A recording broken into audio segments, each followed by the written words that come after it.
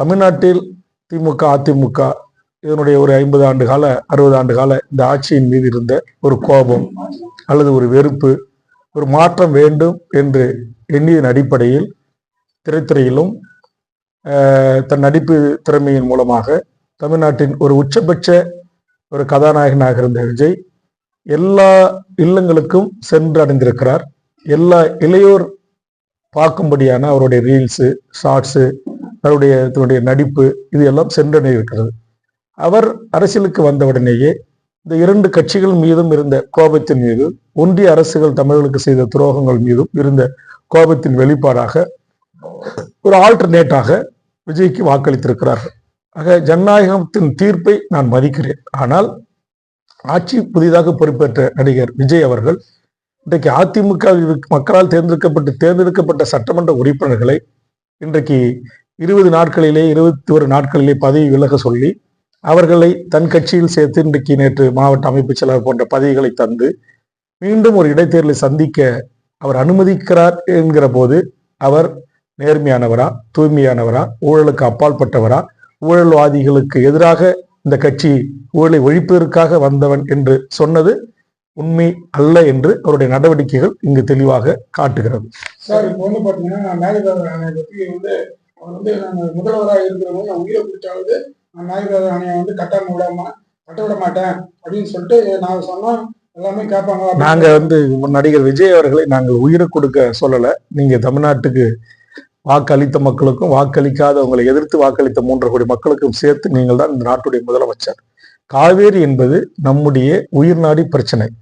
20க்கு மேற்பட்ட மக்களின் குடிநீர் ஆதாரம். 25 லட்சம் ஏக்கர் விவசாய நிலங்கள் நாளைக்கு மேகதாட்டில் அணை கட்டினால் தமிழ்நாடு பாலைவனமாக மாறும். ஆதலால் இந்த பேராபத்தை உணர்ந்து தமிழ்நாட்டில் இருக்கிற அனைத்து அரசியல் கட்சிகளும், உங்களை ஆதரித்திருக்கிற கம்யூனிஸ்டுகள், விடுதலை சிறுத்தைகள், காங்கிரஸ் உள்பட ஒரு அனைத்து கட்சி கூட்டத்தை கூட்ட வேண்டும் என்ற கோரிக்கையை நீங்கள் நிராகரிப்பதனுடைய உள்ளார்ந்த அர்த்தம் என்ன? ஏன் நிராகரிக்கிறீங்க? அதற்கு ஏன் நீங்க பதில் சொல்ல மறுக்கிறீங்க? இப்ப கொலை, கொள்ளை, வழிபறி, திருட்டு, பாலியல் குற்றச்சாட்டு நடைபெறுகிறது. இதற்காக உங்களை போன்ற பத்திரிகை நண்பர்கள் இந்த அரசு எடுக்க போகின்ற நடவடிக்கை என்ன, எடுத்த நடவடிக்கை என்ன என்று கேட்பது ஒரு பத்திரிகையினுடைய 4வது தூணாக இருக்க பத்திரிகையாளர்களுடைய கடமை. அந்த கடமையை நீங்கள் நிறைவேற்றுவதற்காக தினந்தோறும் பனையூர் பங்களாவை படையெடுக்கிறீர்கள், கோட்டையை நோக்கி படையெடுக்கிறீர்கள். என்றைக்காவது உங்களை ஒரு பொருட்டாக மதித்து ஒவ்வொரு இஷ்யூ பேஸ்ல ஒரு நாட்டுடைய முதலமைச்சர் தன்னுடைய கடமையை பத்திரிகையாளர்கள் மத்தியில் ஆற்றுகிறாரா? ஏன் பதில் சொல்ல தயங்குகிறார்? இப்ப நேத்திக்கு உங்களுக்கு தெரியும், ஒரு வழக்கறிஞர் அன்வர்தீன் என்ற வழக்கறிஞர் ஒரு 100 கோடி நில மோசடி வழக்கில் கைது செய்யப்பட்ட ஒருவர் மர்மமான முறையில் சிறையில் இருந்திருக்கிறார். அவர் எப்படி இருந்தார்? எப்படி சிசிடிவி புட்டேஜ் இங்க இருக்கு, இப்படி இருக்கு, இப்படிதான் அவர் இறந்தார். ஏன் பொதுவெளியில் பத்திரிகையாளரை சந்தித்து சொல்ல மறுக்கிறீங்க? அதோடு மட்டுமில்ல, அதுல ஒரு சப்ரிஜிஸ்ட்ரார் ஒருத்தரை கைது செய்திருக்காங்க. அவர் இன்றைக்கு ஐசியூல அனுமதிக்கப்பட்டிருக்கிறார். ஆக உண்மை வெளி உலகத்திற்கு வந்துவிடக் கூடாது என்பதற்காக இவர்கள் இன்றைக்கு மர்மமான முறையில் கொல்லப்பட்டிருக்கிறார்களா என்கிற கேள்வி பொதுமக்களிடத்திலிருந்து வருகிறது. சமூக வலைதளங்களில் பல 100 பேர் இதை குறித்து கேள்வி எழுப்புகிறார்கள். இதற்கு அரசின் பதில் என்ன? சார், தமிழக முதல்வர் இது பத்திரிகையாளரை சந்திக்கவே இல்லை, ஒரு பிரஸ் மீட் கூட கொடுத்தது சார். அதுதான் நானும் சொல்றேன், ஏன் சந்திக்க மறுக்கிறார்? அப்ப இந்த எப்படி சட்டமன்றம் எப்படி அதுக்கு ஒரு மாண்பு இருக்கிறோ அது மாதிரி இன்னைக்கு நமக்கு 3 தூண்னு சொல்றாங்க. இன்னைக்கு லெஜிஸ்லேட்டிவ், பிரஸ், பியூரோக்ரசி. அப்ப இன்னைக்கு லெஜிஸ்லேட்டிவ் நடக்குது, ஓகே. அதே மாதிரி உங்களுக்கு பியூரோக்ரசி என்பதுதான் சட்டமன்றத்தில் எம்எல்ஏக்களுக்கு நிகராக மாடங்கள் அமைத்து பத்திரிகையாளர்களை அங்க சட்டமன்ற வளாகத்துக்குள்ள அமர வைக்கிறோம். ஒரு பக்கம் ஐஏஎஸ் ஐபிஎஸ், நான் சொன்ன பியூரோக்ரசி அட்மினிஸ்ட்ரேஷன் சர்வீஸ்ல இருக்கக்கூடிய ஐஏஎஸ் ஐபிஎஸ் உட்காடுறாங்க. அதே மாதிரி இன்னொரு பக்கம் மாடத்துல உட்கார அனுமதிக்கப்பட்ட இந்திய பாராளுமன்ற முறைமை அனுமதிக்கப்பட்டவர்கள் யாரு? பத்திரிகையாளர்கள். அப்ப அந்த பத்திரிகையாளர்களுக்கு ஒரு நாட்டுடைய முதலமைச்சரா, நீங்க தனிப்பட்ட விஜயா ஒரு நடிகரா டெய்லி பத்திரிகையாளர்களை சந்தித்து அன்றாட நிகழ்வுகளுக்கு உங்ககிட்ட நாங்க பதிலை எதிர்பார்க்கல. ஆனா இங்க நாட்டில் நடைபெறுகின்ற இது போன்ற காவல் நிலைய மரணங்கள், நீதிமன்ற காவல் மரணங்கள், 3 வயது குழந்தையை கற்பழிக்கிறான், 6 ஆணவ படுகொலைகள் தொடர்ந்து நடக்குது. இது ஏன் நடக்குது? இதை எப்படி நாங்க கட்டுப்படுத்த போறோம்? இதற்கான என்ன போலீஸ் போர்ஸ் நாங்க அறிவிச்சிருக்கிறோம் அப்படின்னு என்பதை குறித்து 4வது தூணான பத்திரிகையாளர்கள் மத்தியில் விளக்க வேண்டிய தார்மீக பொறுப்பை, கடமையை இந்திய அரசியலமைப்பின் பிரகாரம் உறுதியளித்துக் கொண்ட ஒருவர் நிறைவேற்றணும். அதை நிறைவேற்ற அவர் தவறி இருக்கிறார் என்று நான் பகிரங்கமா குற்றம் சாட்டுறேன். ஆளுங்கட்சி எம்எல்ஏ வந்து செய்தியாளர்களை தாக்கினாங்க சொல்லியிருக்காங்க. இதை கண்டித்து ஏற்கனவே நான் கடுமையா 2 அறிக்கை நான் தந்திருக்கிறேன். ஒரு காலத்திலும் அது ஏற்றுக்கொள்ள முடியாத ஒன்று. பத்திரிகையாளர் கேள்வி எழுப்புகிறாள் என்ற ஒரு கோவப்பட்டு கூட உனக்கு கருத்தில் முரண்பாடு இருந்தா நீ பேசலாம், பேச்சு உரிமை தான் உண்டு, அடிக்கிற உரிமை அவருக்கு அல்ல. அப்படி அவர் தாக்குதலுக்கு முற்பட்ட அந்த வீடியோ காட்சிகள் ஆதாரத்தோட பத்திரிகை நண்பர்கள் புகார் செய்கின்ற போது அதன் மீது வழக்கு பதிவு செய்யப்பட்டு சட்டம் தன் கடமையை செய்யும் என்று வசனம் பேசிய மாண்புமிகு முதலமைச்சர் அவர்கள் ஏன் தங்கள் தொகுதியினுடைய எம்எல்ஏ மீது இன்றைக்கு சட்டம் பாயவில்லை?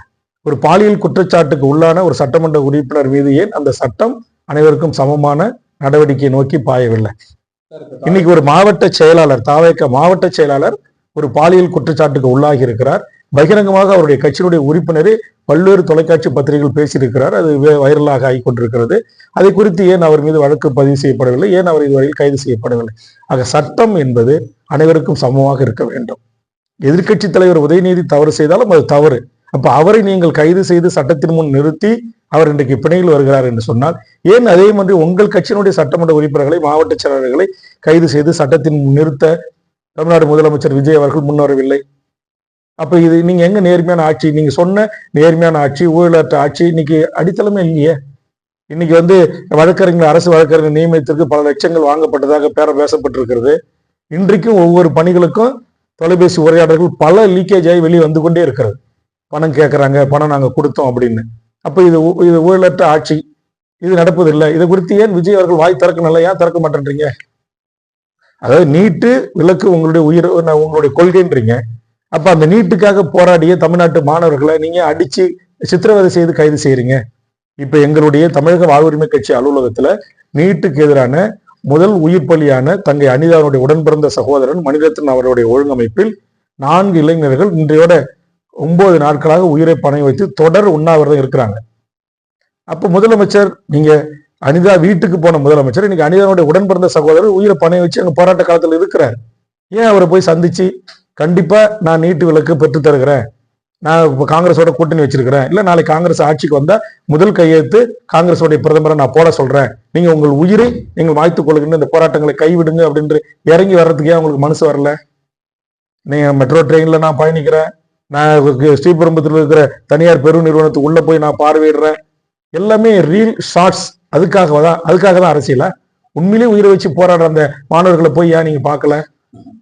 காவேரி உயிர்நாடி பிரச்சனை, அது குறித்து அனைத்து கட்சி கூட்டத்தை ஏன் கூட்டல? டெல்லியில போராடிய மாணவர்கள் மீது கிளஸ்டர் குண்டுகளை சுட்டிருக்கான் AK-47.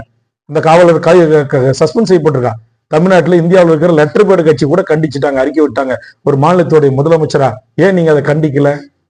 டெல்லியில போராடிய அந்த மாணவர்கள் மீது தாக்கப்பட்ட அந்த வன்முறையை தமிழ்நாடு முதலமைச்சர் ஏற்கிறாரா, எதிர்க்கிறாரா? ஏன் வாய் திறக்க மறுக்கிறார்?